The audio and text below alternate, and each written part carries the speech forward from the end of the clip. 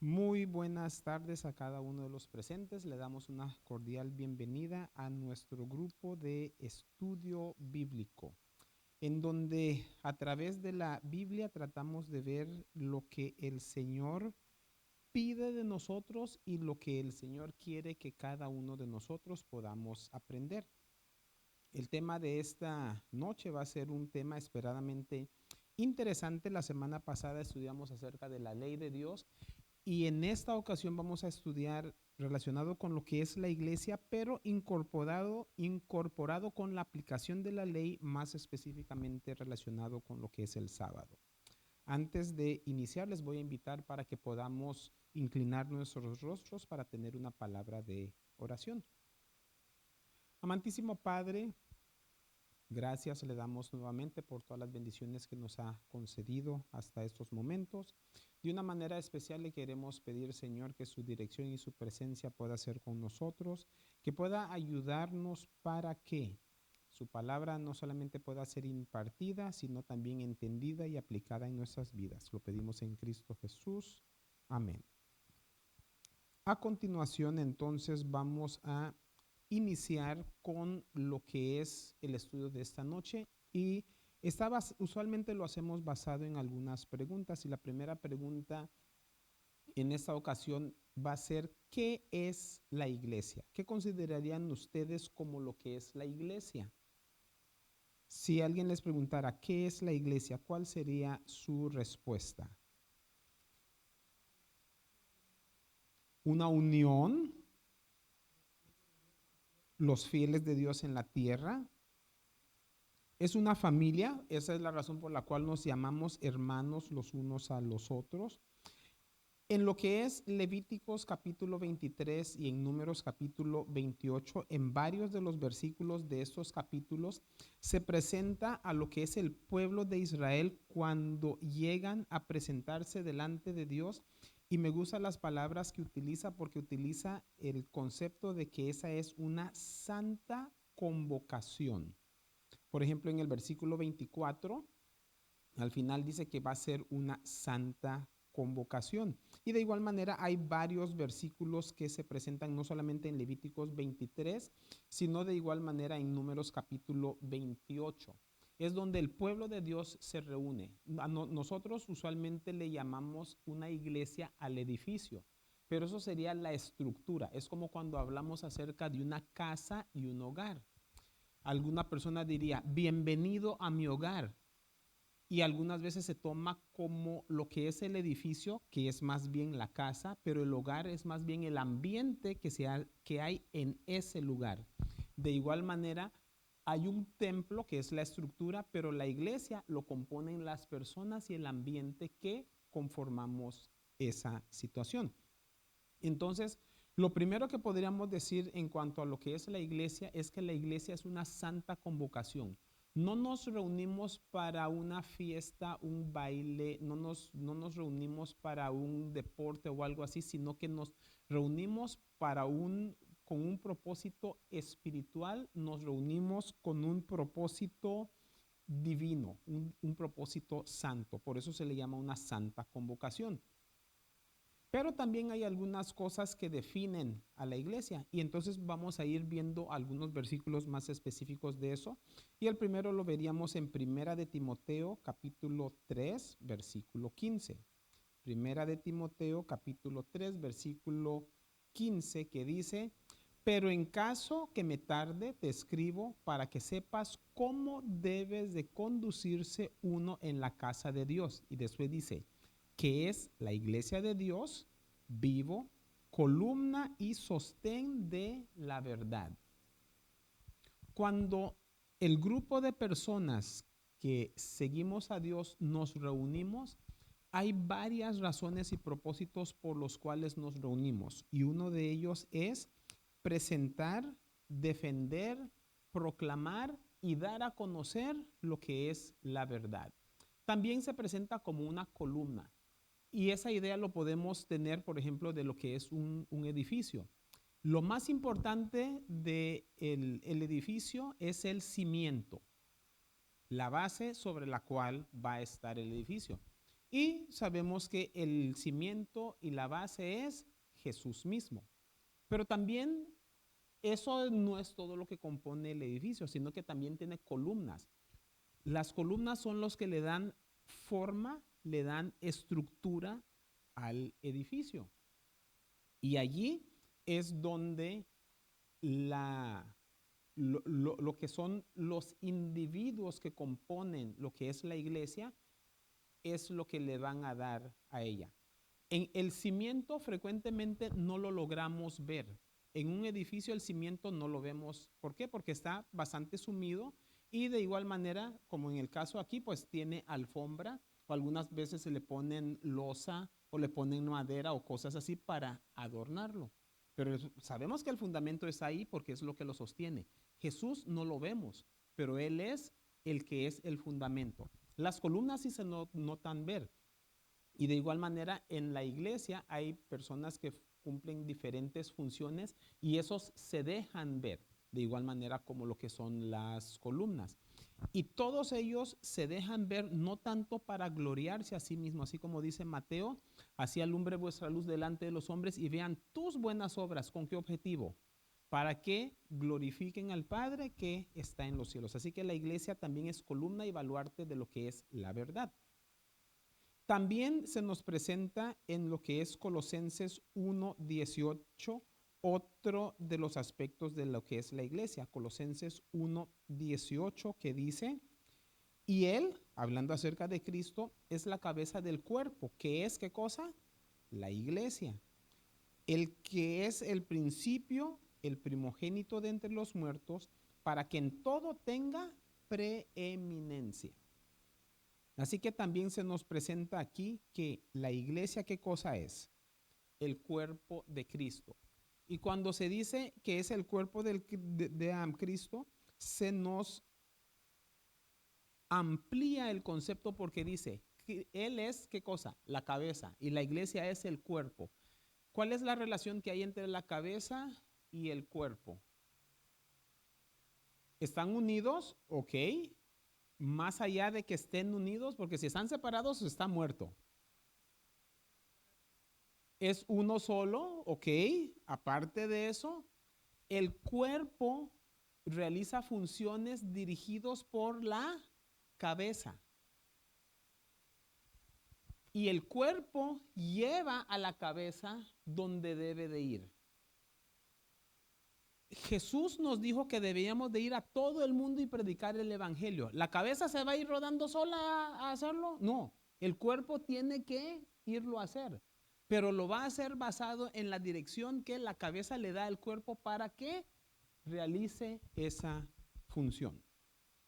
Otra opción, tenemos Hechos capítulo 7, versículo 38. Hechos capítulo 7 y leeríamos el versículo 38 que dice, este es aquel Moisés que estuvo en la congregación en el desierto con el ángel que le hablaba en el monte Sinaí y con nuestros padres y que recibió palabras de vida que darnos.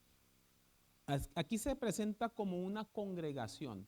Interesantemente se habla acerca de la iglesia habiendo sido fundada en el Nuevo Testamento cuando Jesús, por medio de sus discípulos, establece esta nueva misión.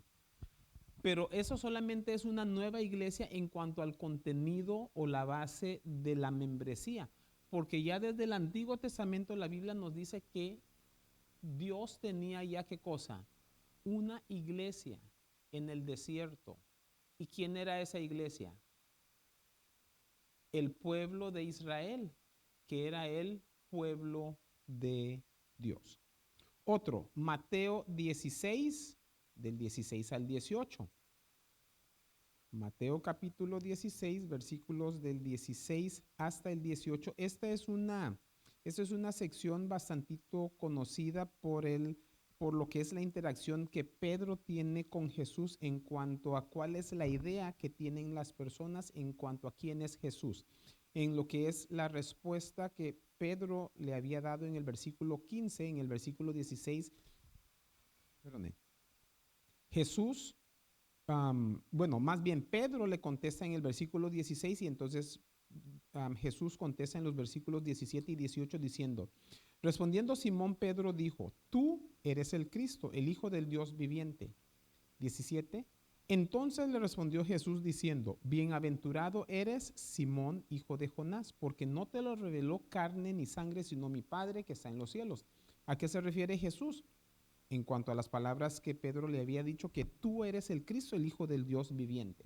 Ahora en el versículo 18 dice, y yo también te digo que tú eres Pedro, y sobre esta roca edificaré mi iglesia y las puertas del Hades no prevalecerán contra ella. En algunas ocasiones puede haber un poco de confusión porque por el vocabulario que tiene o presenta podría dar la idea de que Jesús estableciendo su iglesia sobre Pedro.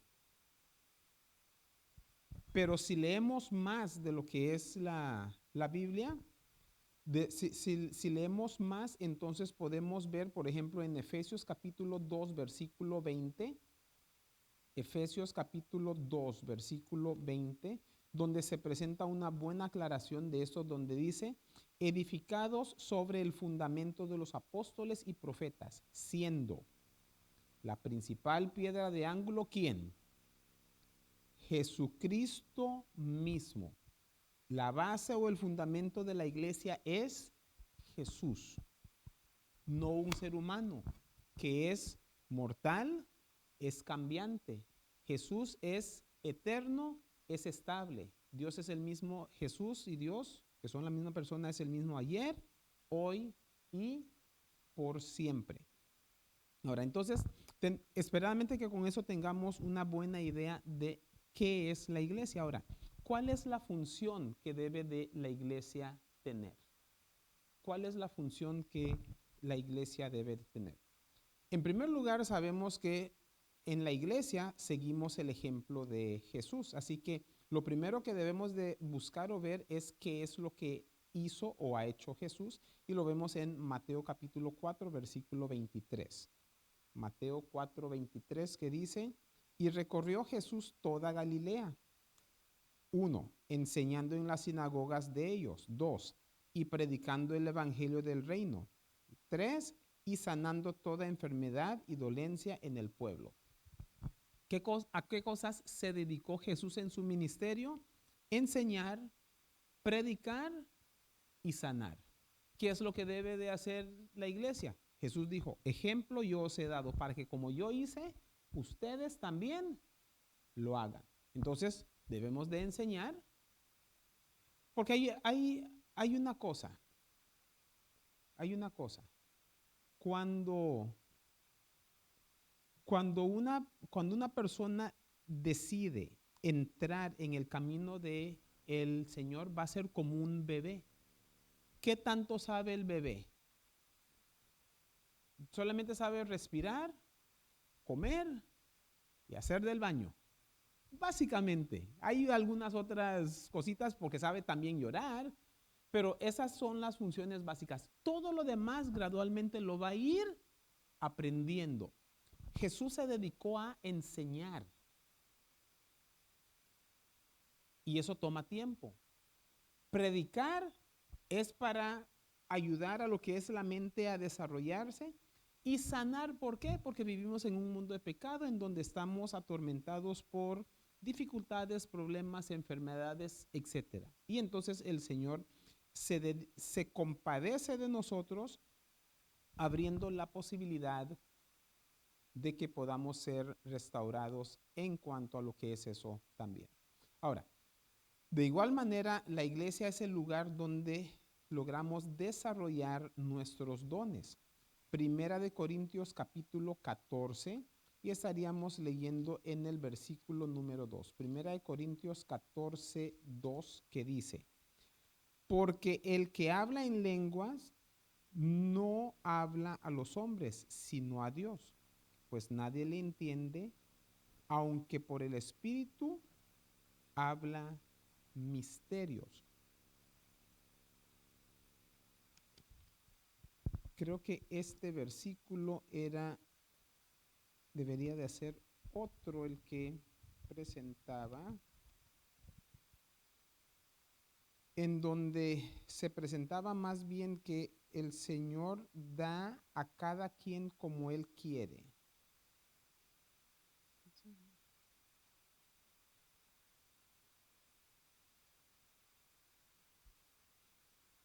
A ver.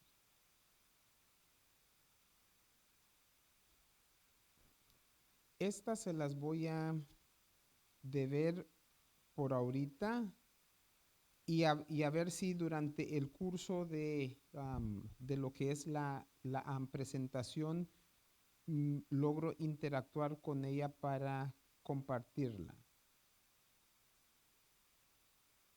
Am, Parte de eso lo podemos ver, por ejemplo, ahí mismo en Primera de Corintios capítulo 14, pero iríamos a los versículos 12, 11, a ver. Primera de Corintios 12, 11.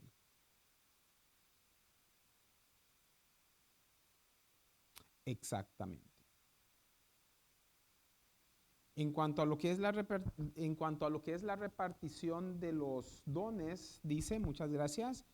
Primera de Corintios capítulo 12, versículo 11 dice, pero todas estas cosas las hace uno y el mismo Espíritu, dice, repartiendo a cada uno en particular como Él quiere. Después hay algunas otras partes ahí en el mismo 14 donde hace la pregunta, ¿son todos profetas? ¿Son todos maestros? ¿Hablan todos en lengua? ¿Todos tienen el don de sanidad? La respuesta es no.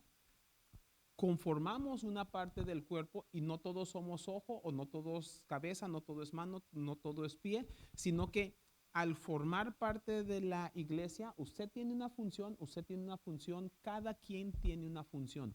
Y al unirnos en la iglesia y desarrollar y practicar la función o los dones que cada uno de nosotros tenemos, entonces es la manera como la iglesia puede progresar.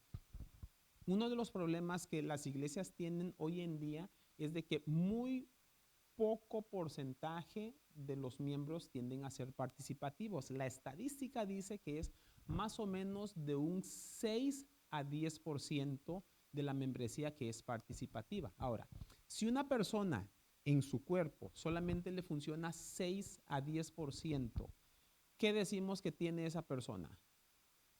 ¿Perdón? ¿Tiene una discapacidad? ¿Hay una enfermedad que se le puede llamar? ¿Qué le parece que sea una persona que tiene una embolia, por ejemplo, que se le murió una buena parte del cuerpo? O por la extensión a lo mejor parapléjico, digamos, le funciona algo aquí, pero no mueve las manos y los pies. Es una persona que no tiene su buena funcionalidad. Muchas veces en la iglesia se batalla por eso debido a que una gran cantidad de lo que es la membresía no tiene su actividad y su participación. Ahora, la iglesia también es un medio de purificación. Eso lo vemos a través de Efesios capítulo 2, los versículos del 25 al 20. No, perdón, es Efesios 5. Sí, Efesios 5, 25 al 27. Efesios 5, 25 al 27. Dice, maridos, amad a vuestras mujeres, así como Cristo amó a la iglesia y se entregó a sí mismo por ella. Así que va a hacer una comparación aquí. Para santificarla, habiéndola purificado en el lavamiento del agua por la palabra, a fin de presentársela a sí mismo una iglesia gloriosa que no tuviese mancha, ni arruga, ni cosa semejante, sino que fuese, ¿qué cosa? Santa y sin mancha. ¿Cuál es el plan de Dios para la iglesia? La salvación sí, pero basado en lo que leímos aquí, ¿qué es lo que se necesita para entrar a la vida eterna? Ser santos y sin mancha. Alrededor de aún las diferentes iglesias cristianas, una de las frases que se ha popularizado mucho es, nadie es perfecto, todos somos pecadores, cosa que es cierto, Pero basado en ese comentario es como que, bueno, nos vamos a mantener aquí así hasta que el Señor regrese. El problema es que basado en este y otros versículos también, si estamos en esa condición, ¿qué es lo que nos espera escuchar? Apartados de mí, obradores de maldad, porque no los conozco. Al ser parte de la iglesia, el Señor lo que quiere hacer es purificarnos por medio del lavamiento del agua, por medio de su palabra. La palabra es la que produce esto. Y el objetivo final que tiene Dios es de que la iglesia sea, como dice en el 27, gloriosa, que no tenga mancha ni arruga ni cosas semejantes, sino que sea santa y sin mancha. Ahora, la iglesia nuevamente no es el edificio. La iglesia es usted y yo. Y eso lo logra por medio de lo que vemos en Segunda de Pedro, capítulo 1, versículos 19 y 20. Segunda de Pedro, capítulo 1, 19 y 20, que dice, tenemos también la palabra profética más segura, a la cual hacéis bien en estar atentos, como una antorcha que alumbra en lugar oscuro. El objetivo de una luz es para alumbrar cuando hay oscuridad, hasta que el día esclarezca y el lucero de la mañana salga en vuestros corazones. 20. Entendiendo primero esto, que ninguna profecía de la Escritura es de interpretación privada. La iglesia entonces llega a ser un baluarte de lo que es la verdad, en el sentido de que al presentar al conformar lo que es la iglesia, entonces lo que hacemos es de que nos basamos en un escrito está, lo que dice la palabra de Dios. Ahora, ¿quiénes son las personas que componen la iglesia? Porque dijimos, no es la estructura, sino que son los individuos. Vamos a ver lo que nos dice Hechos capítulo 2, versículo 47. Hechos capítulo 2, versículo 47,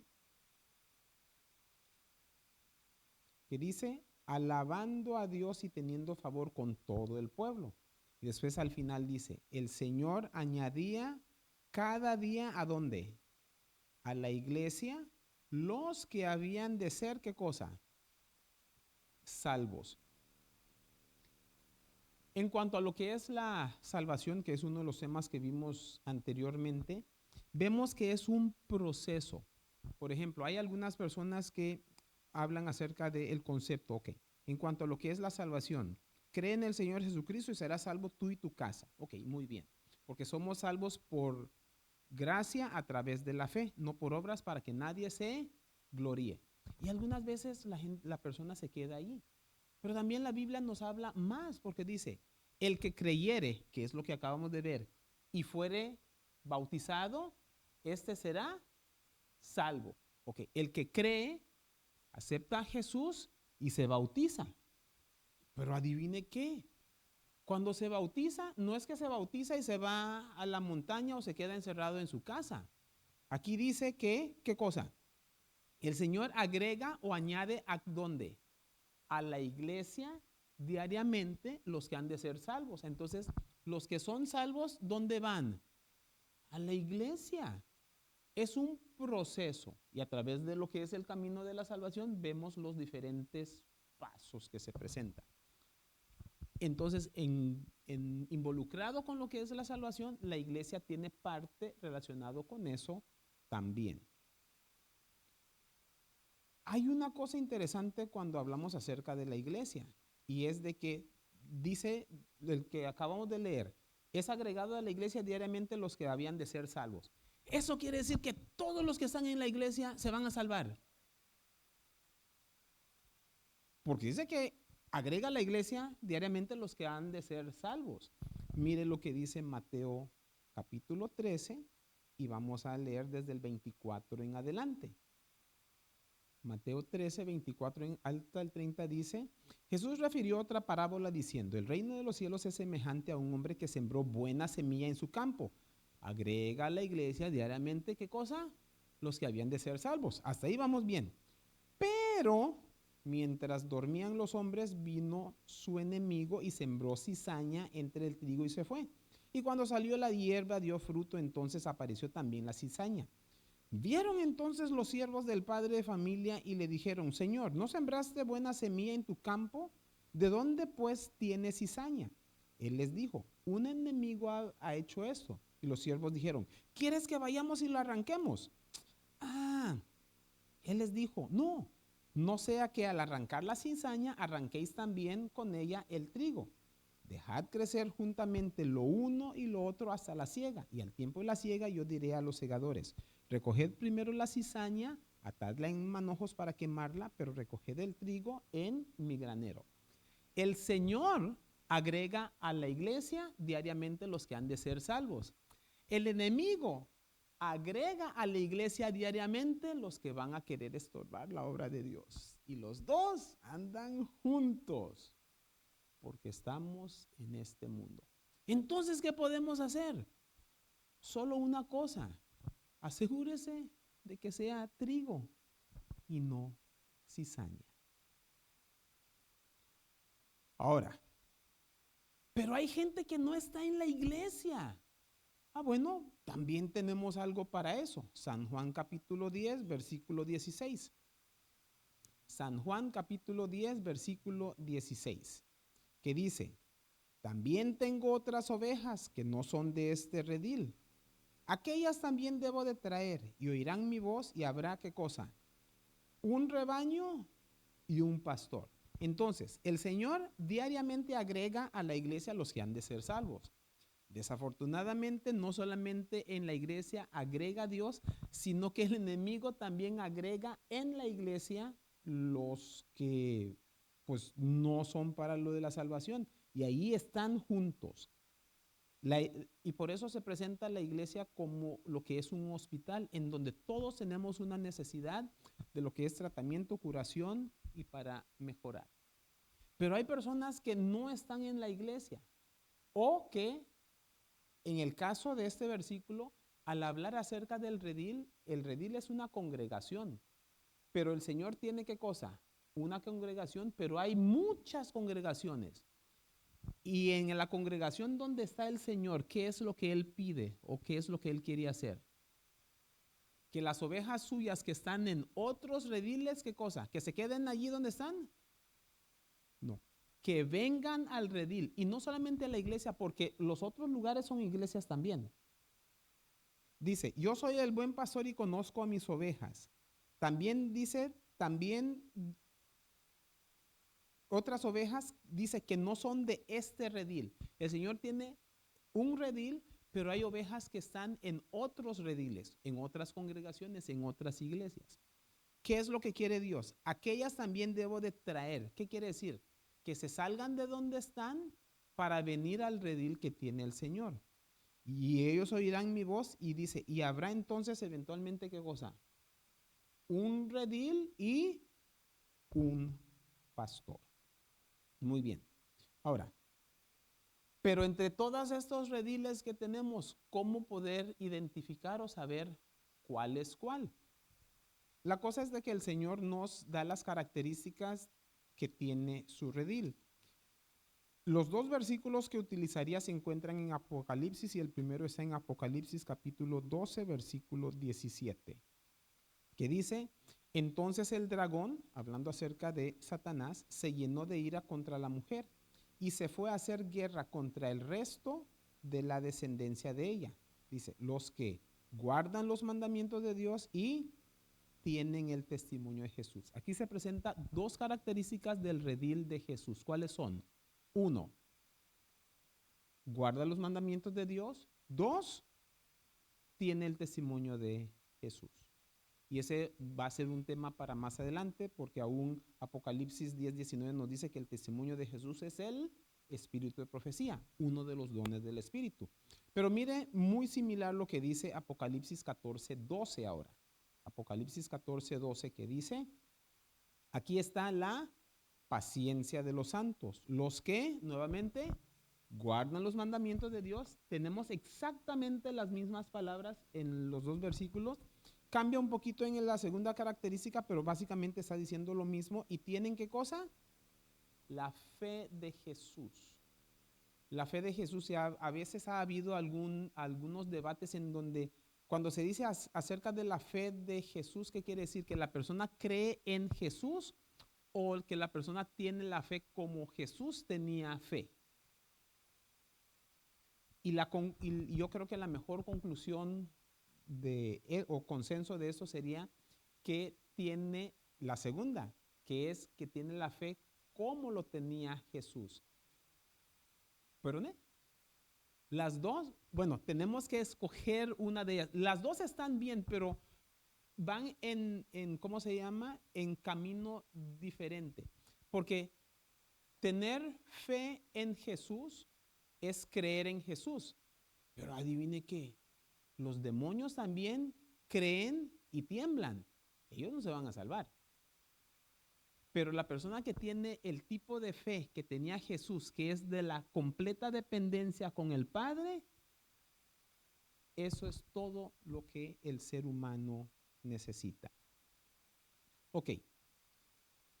Características. Guarda los mandamientos de Dios y tiene el testimonio de... El testimonio es, hágase cuenta, la expresión o la vida que la persona vive. Y la persona que el testimonio o la vida que la persona vive es de acuerdo con la vida que Jesús vivió. Y ahí es donde podemos unir estos dos. Ahora, cuando hablamos acerca de la fe de Jesús, el testimonio de Jesús, eso es algo un poco más personal. Y si va a través de lo que es el mundo cristiano en general y le dice, ¿usted cree en el Señor Jesucristo? ¿Tiene fe de Jesús?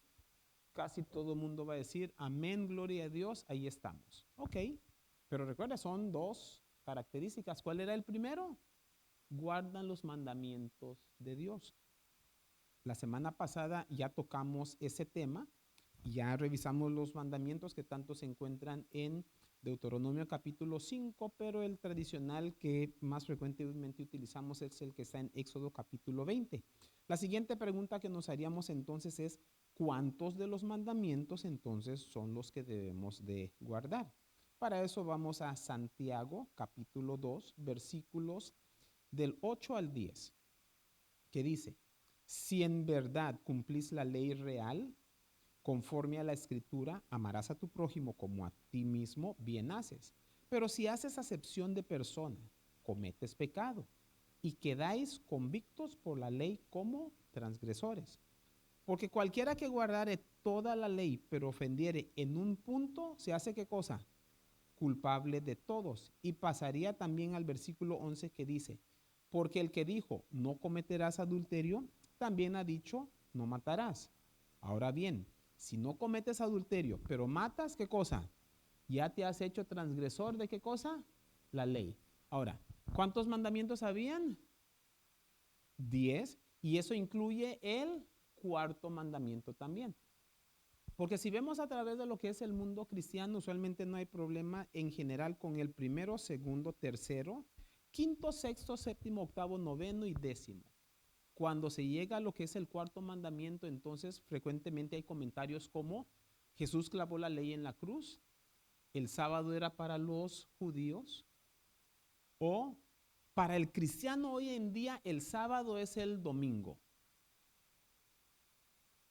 pero nunca presentado por ni Jesús, ni los apóstoles, ni nada de eso. Y entonces el resto del tiempo que vamos a tener en esta noche, lo que vamos a hacer es tratar de ver a través de lo que es, a través de lo que es la Biblia, la presentación y la importancia de lo que es el mandamiento del sábado, el cuarto mandamiento.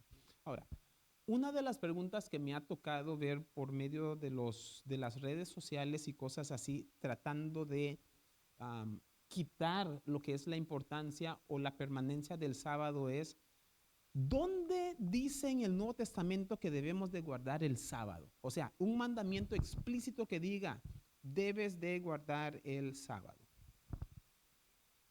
Mi respuesta para una persona que haga esa pregunta es, esa es una pregunta mal hecha. ¿Por qué diría yo que es una pregunta mal hecha? Por la siguiente razón.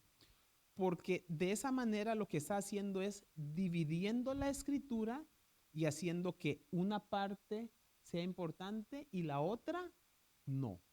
Y mire lo que dice la Biblia. Vamos a empezar en segunda de Timoteo capítulo 3, versículo 16. Segunda de Timoteo capítulo 3, versículo 16, que dice, toda escritura es inspirada por Dios. ¿Y para qué es útil? Para enseñar, para reprender, para corregir, para instruir en justicia. Pero hay que recordar esto, es toda escritura, no parte de la escritura o el Nuevo Testamento. Y más aún les digo una cosa, cuando Pablo, que fue el que escribió segunda de Timoteo, cuando él escribió eso, saben que él ni siquiera se estaba refiriendo al Nuevo Testamento, porque el Nuevo Testamento no se había compilado todavía, apenas estaba en el proceso de todo lo que ellos tenían como escritura, es lo que nosotros hoy en día conocemos como el Antiguo Testamento.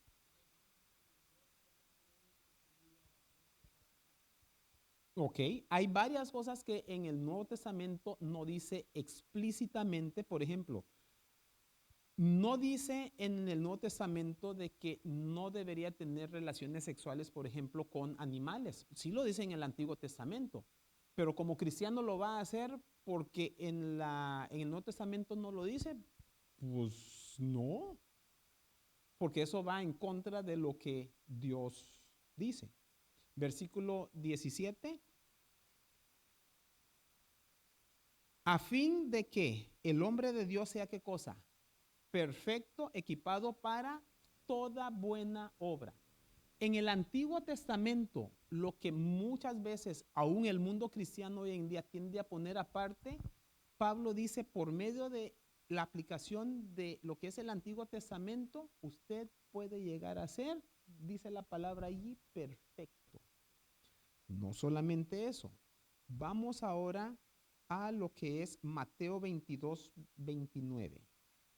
Mateo capítulo 22 y leeríamos el versículo 29 que dice, entonces respondiendo Jesús les dijo, erráis, o sea, ustedes se equivocan ignorando qué cosa. Uno, las escrituras y número dos, el poder de Dios. Dice la Biblia, todo lo puedo en Cristo que me fortalece. Y muchas veces el cristiano dice, no podemos, no podemos, no podemos, no podemos. Entonces, ¿sí podemos o no podemos? Pero primero dice, erramos, ¿por qué? Porque ignoramos las escrituras. Algo, algo que me llama bastante lo que es la atención, aunque eso creo que lo voy a dejar un poquito más para el último, como para tipo cerrar. Vamos a ver ahorita lo que es lo que yo llamaría una travesía a través de la Biblia relacionado con lo que es el sábado. Estamos hablando acerca de la iglesia, baluarte y columna de la verdad. La iglesia es el cuerpo de Cristo y de igual manera en ella es donde el Señor agrega diariamente los que han de ser salvos para que puedan aprender. Y una de las cosas que Jesús enseñaba y predicaba es relacionado con esto. Génesis capítulo 2, versículo del 1 al 3. La travesía a través de la Biblia relacionado con lo que es el sábado. Génesis 2, del 1 al 3 dice, fueron pues acabados los cielos y la tierra y todo el ejército de ellos, y acabó Dios en el día, ¿qué cosa?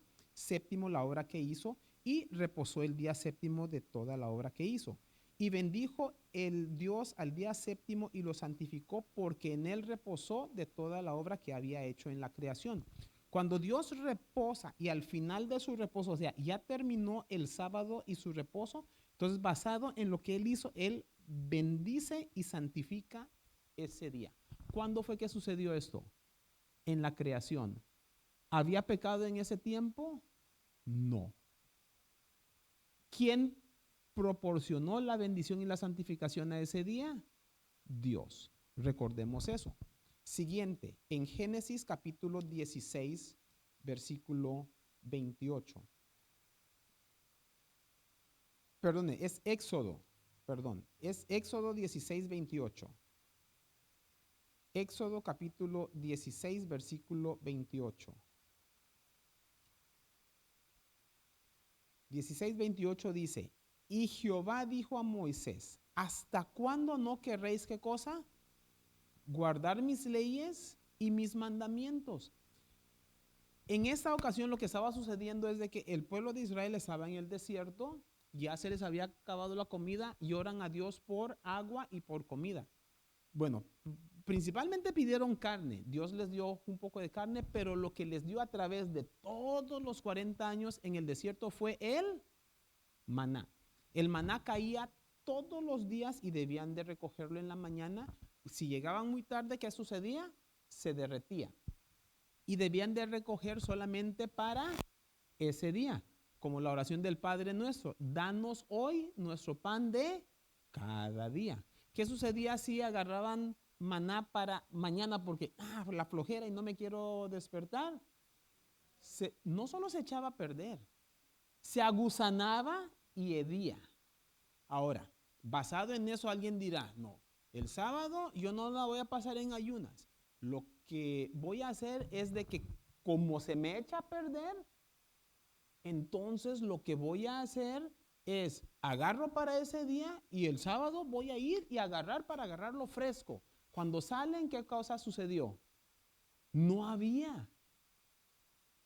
Y entonces para esas personas que salieron en el sábado para buscar el maná, en vez de haberse quedado en sus casas y reposar el sábado, ¿qué es lo que dice Dios? ¿Hasta cuándo no van a querer guardar mis mandamientos y mis leyes?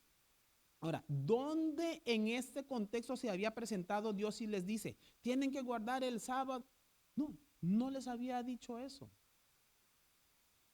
Pero eso era un conocimiento que ellos tenían desde antes, que se había pasado de generación en generación y no fue escrito, pero ellos ya lo sabían.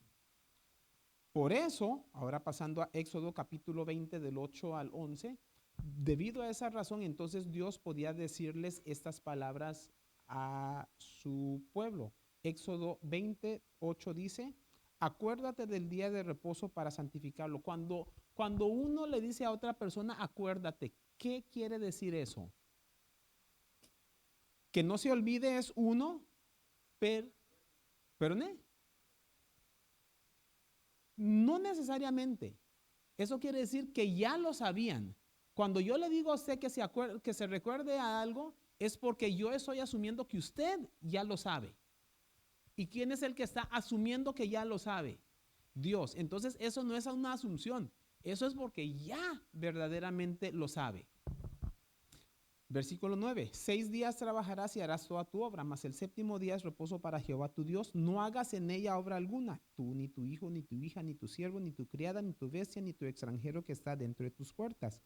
11, porque en 6 días hizo Jehová los cielos, la tierra, el mar y todas las cosas que en ellas hay, y reposó en el séptimo día. Por tanto, Jehová bendijo el día de reposo y lo santificó. Exactamente lo que vimos en Génesis 2, del 1 al 3.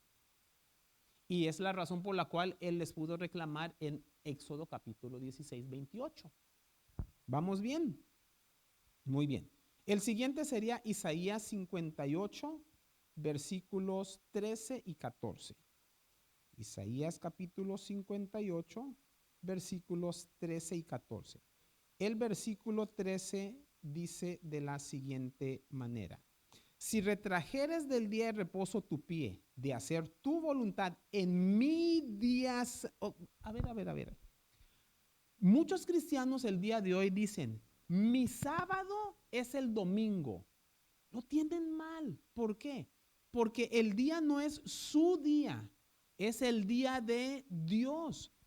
Vuelvo a leer. Si retrajeres del día de reposo tu pie de hacer tu voluntad, ¿en qué cosa? En mi día, y lo llamares delicia, santo, glorioso de Jehová, y lo venerares, no andando en tus propios caminos, ni buscando tu voluntad, escuchen esto, ni hablando tus propias palabras.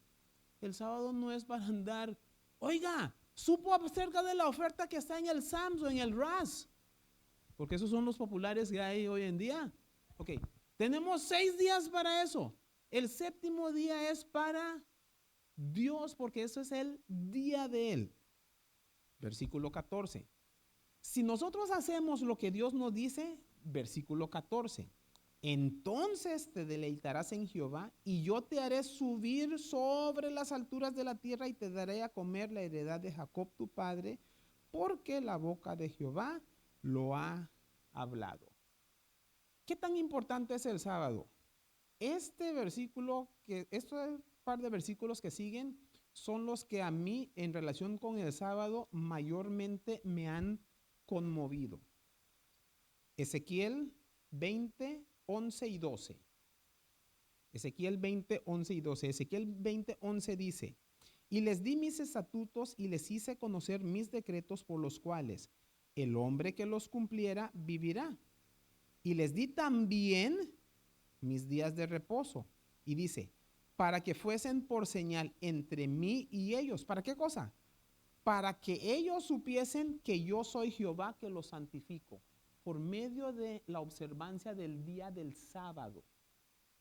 Repito, por medio de la observancia del día del sábado es que nosotros como personas nos damos cuenta de la santificación de Dios.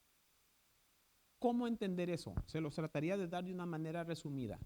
Dios, después de haber desplegado su gran poder en la creación, el séptimo día, ¿qué hace? Se pone aparte para que entonces nosotros podamos hacer una correlación entre esa grandeza y la fuente de la cual viene. ¿Qué hace a Dios? ¿Qué hace de Dios que Él sea Dios? Uno, a través de eso, su poder de creación. Hay otras características que hace que Dios sea Dios. Dios es el único que conoce el pasado, el presente y el futuro. Y hay otras cosas que lo hacen Dios, pero ese no es el tema. Seguimos adelante con lo que es Ezequiel, pero ahora vamos a ir a Ezequiel. Estamos en el 20 todavía, pero ahora los versículos 20 y 21. Que dice, y santificad mis días de reposo y sean por señal entre mí y vosotros, dice, para que sepáis que yo soy Jehová vuestro Dios. Nuevamente se da la misma idea en el versículo 12. Pero después pasamos al 21 que dice, mas los hijos se rebelaron contra mí y no anduvieron en mis estatutos ni guardaron mis decretos para ponerlos por obra, por lo cual el hombre que los cumpliera vivirá. Profanaron mis días de reposo. Dije entonces que derramaría mi ira sobre ellos para cumplir mi enojo en ellos en el desierto. Un poquito de historia. Si leemos al final de Segunda de Crónicas, allí en los últimos como 2 o 3 capítulos de Segunda de Crónicas presenta algo bastante interesante. ¿Sabían ustedes que por el mal desempeño y el mal ejemplo de los reyes del pueblo de Judá, ellos fueron llevados cautivos a Babilonia?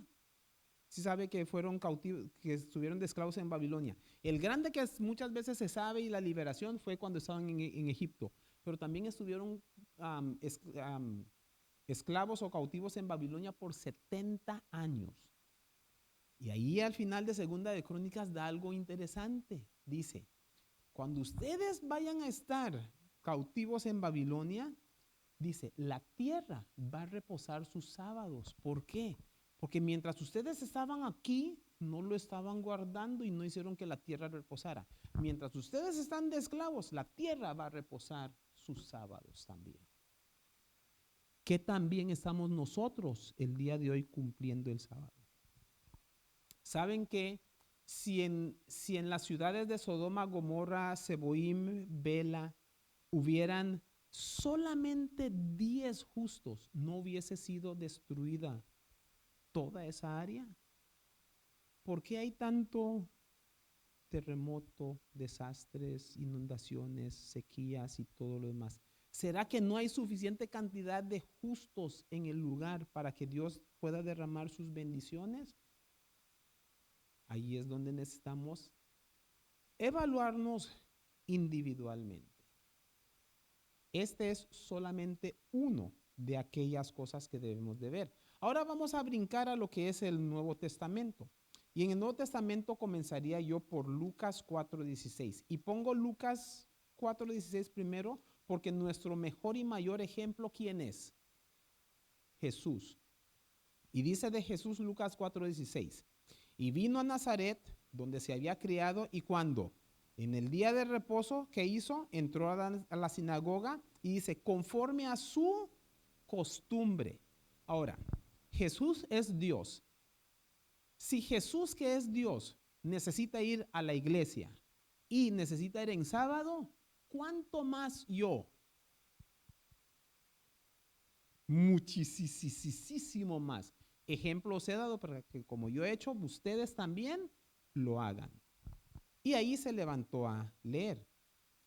Pero vemos que no solamente lo hizo Jesús, sino sus seguidores también lo hicieron. Lucas capítulo 24, versículos 55 y 56. Otra vez me equivoqué. Pero es Lucas 23. No, este papelito lo van a tener que botar porque tiene tantos errores que hasta pena me da.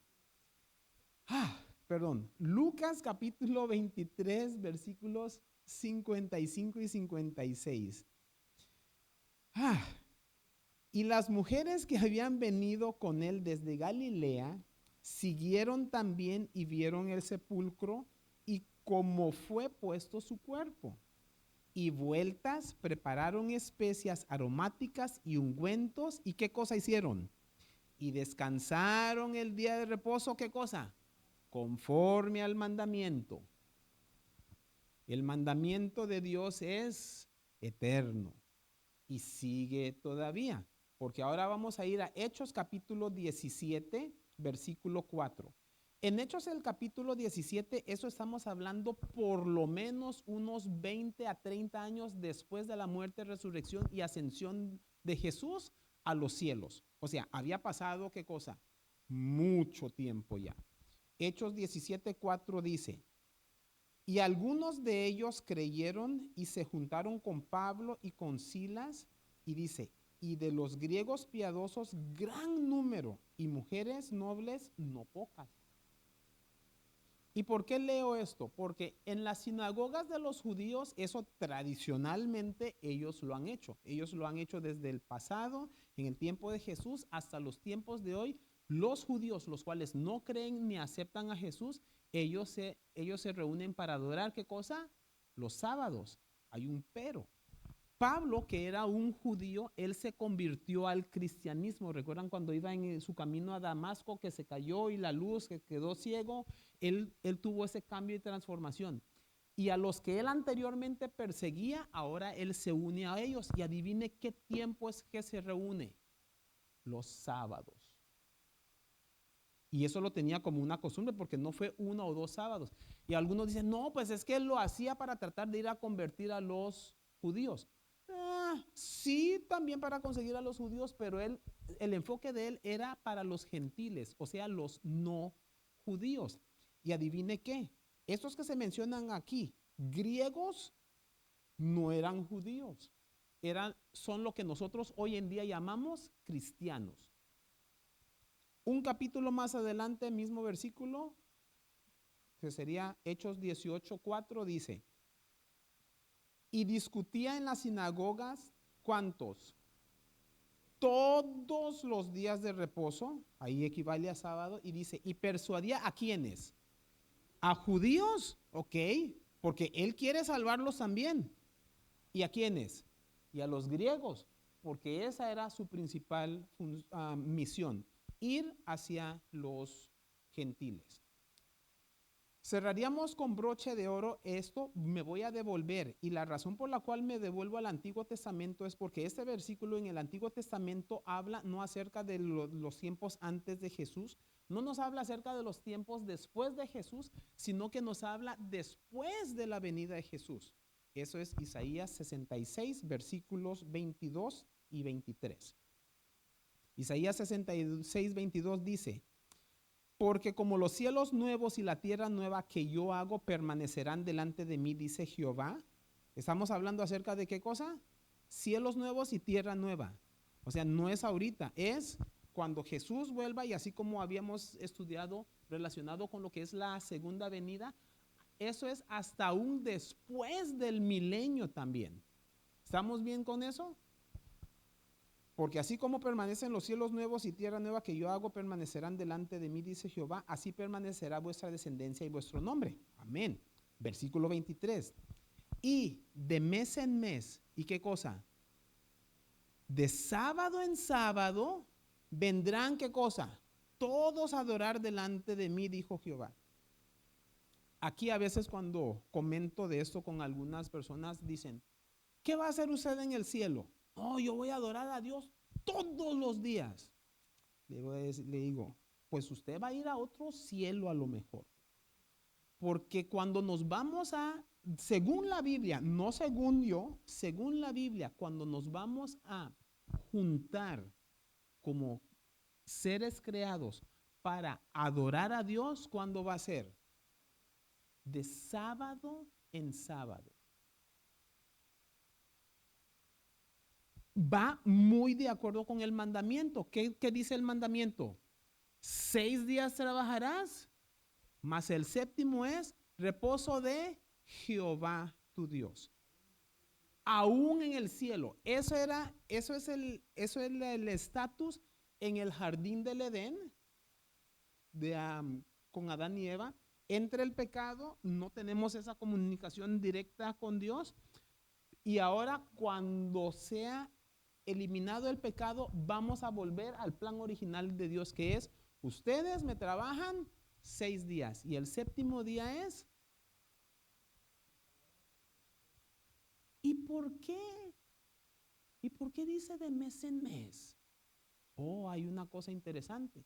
Si vamos a Apocalipsis nos damos cuenta de que allí está el árbol de la vida. Y del árbol de la vida tenemos que comer para vivir eternamente. ¿Y saben qué es lo bonito del árbol de la vida? Da un fruto cada mes. ¿Cómo le vamos a hacer para comer de ese fruto cada mes? Pues cada mes tenemos que venir para comer del fruto. Y en esas venidas, pues es venir cada sábado a adorar y una vez al mes el fruto. Y después de eso, dedicarnos a lo que es el trabajo y la labor que nos toca. Pero en este tiempo, lo interesante es de que todo el mundo va a ser, hágase cuenta, poniéndolo así en términos terrestres, la tierra va a ser nuestra casa, pero el universo va a ser el patio. Les invito para que me visiten de donde quiera que vayan a estar. En conclusión, y hablando acerca de este tema en general, el último par de versículos, porque sí me pasé un poquito más de lo que estaba esperando. Lucas 24, 27, para contestar la pregunta, ¿qué escrituras son las que Jesús utilizaba? Porque, y nuevamente recalco esto, muchas veces los cristianos de hoy en día dicen, nosotros somos cristianos del Nuevo Testamento. Y mucha gente dice a eso, amén.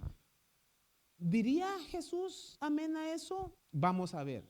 Lucas 24, 27 dice, cuando le habían preguntado a las personas en el camino a Emaús, Jesús comenzó a hablar acerca de sí mismo y qué escrituras utilizó. Y comenzando desde, dice Moisés. ¿Cuáles son las escrituras de Moisés? Lo que nosotros hoy en día conocemos como el Pentateuco, que es Génesis, Éxodo, Levíticos, Números y Deuteronomio, que es, los judíos le llaman el Torá. ¿Perdón? Y tal vez Job también, porque según los eruditos se tiene ideas de que Job haya sido escrito también por Moisés. Pero los que sabemos a ciencia cierta, así, sin ninguna tela de duda o sin necesidad de investigación, es Génesis, Éxodo, Levíticos, Números y Deuteronomios. Pero Jesús comenzó a hablarles acerca de sí mismo, comenzando, dice, desde Moisés. Dice, y siguiendo por todos los, ¿qué cosa? Profetas. ¿Cuáles son los profetas? Isaías, Jeremías, Ezequiel, Jonás, Nahum, Zacarías, Sofonías, Ageo, Malaquías, todos esos. Básicamente, ¿qué estaba usando Jesús para hablar acerca de sí mismo? El Antiguo Testamento. Jesús era el Dios de el Antiguo Testamento. Entonces, ¿cuál es la función del Nuevo Testamento? Simple y sencillamente, la función del Nuevo Testamento es mostrar cómo el Antiguo Testamento llega a cumplirse en Jesús. Uno no desplaza al otro, los dos son una unión. Es más, para que se pueda entender el Nuevo Testamento, usted agarre a una persona, a un cristiano, que solamente lea el Nuevo Testamento. No le exponga absolutamente nada del Antiguo Testamento. Adivine qué, no lo va a poder entender. ¿Por qué? Porque el Nuevo Testamento es básicamente una explicación del cumplimiento de el Antiguo Testamento. Y para concluir, Isaías capítulo 40, versículo 8. Isaías capítulo 40, versículo 8, que dice, sécase la hierba, cáese la flor, mas la palabra del Dios nuestro permanece ¿por cuánto tiempo? Para siempre. Y esperadamente que pueda permanecer de esa manera en nuestros corazones también. ¿Alguna pregunta del tema de esta noche?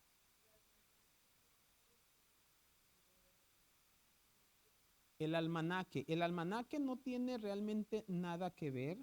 El almanaque realmente no ha cambiado. Han habido algunos ajustes. Por ejemplo, la semana siempre ha sido comenzando desde el domingo hasta lo que es el sábado.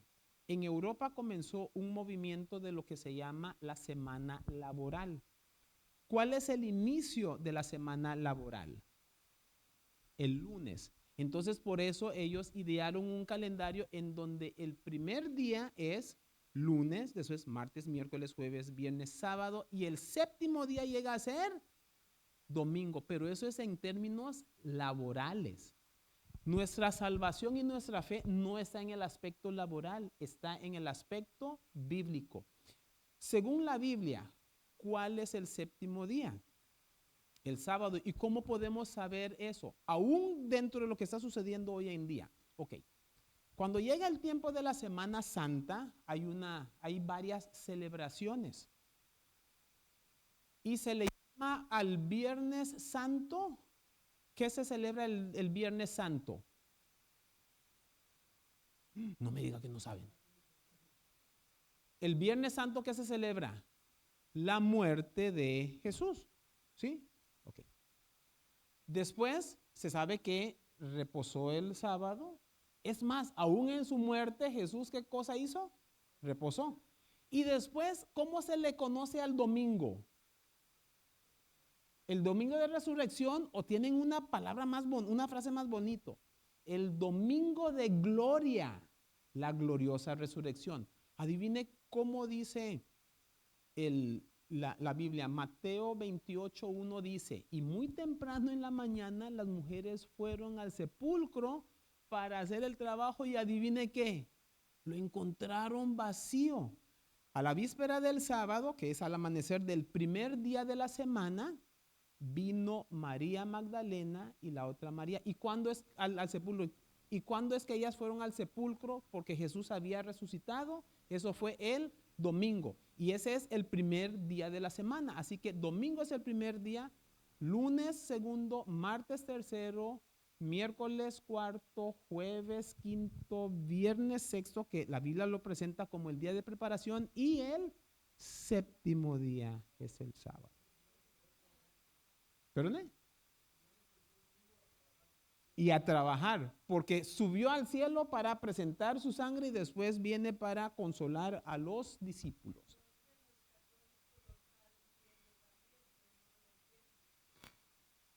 Básicamente lo que hicieron fue cambiarlos.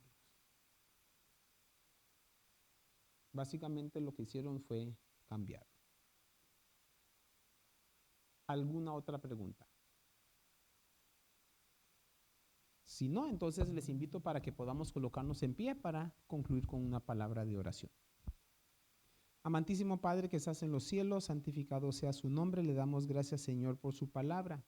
Y en ella, Señor, encontramos el deseo que usted tiene para con cada uno de nosotros, ser parte de su iglesia. Le pedimos, Señor, que a través de formar parte de ella, que podamos estar apuntados en el libro de la vida y encaminados a la salvación.